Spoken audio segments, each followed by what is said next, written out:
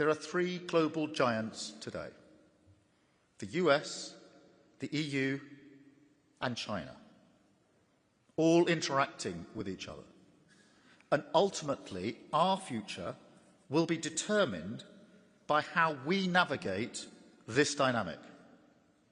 That is why the approach we're taking is so important, building these incredible bonds with the US and with the EU.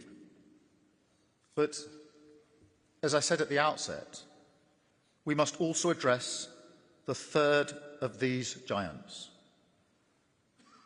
For years, the narrative ran that China was the coming power. Well, now it has arrived, and the UK needs a China policy that recognises this reality.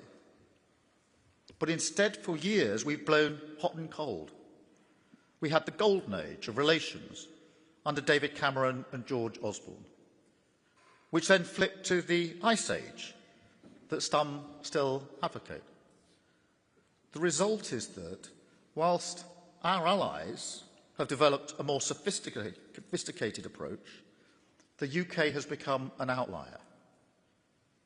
President Trump met President Xi in October and will visit China in April. Since early 2018, President Macron has visited China twice, and he'll be again there later this week. German leaders have visited 4 times, and Chancellor Merz will be there in the new year. Yet, during this same period, no British Prime Minister has visited China.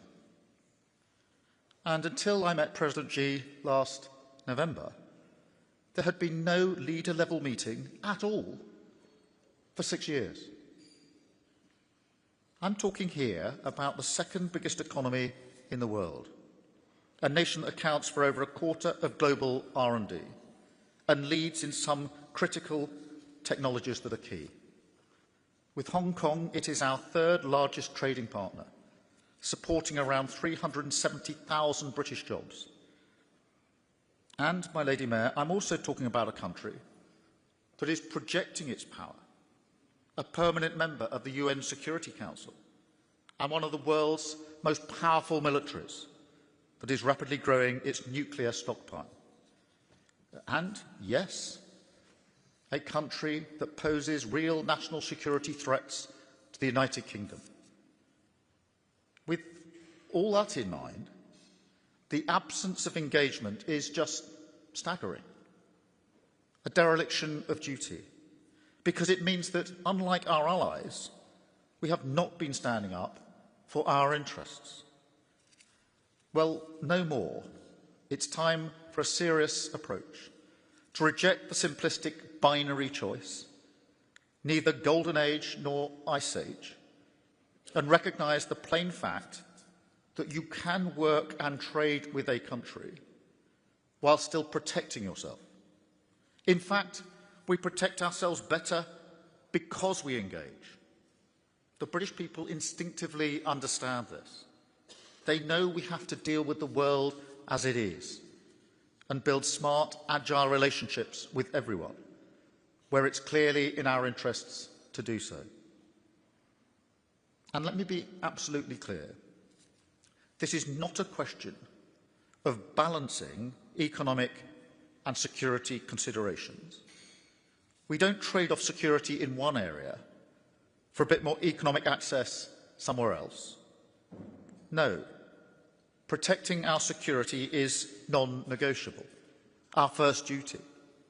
But by taking tough steps to keep us secure, we enable ourselves to cooperate in other areas.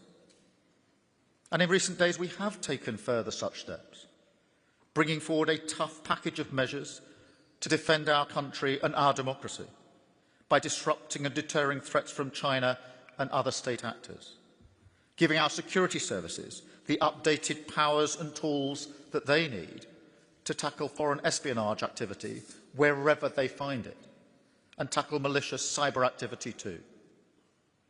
Meanwhile, we continue to call China out for their support of Russia in Ukraine, sanctioning those Chinese oil and gas operators that support Russia's military-industrial complex.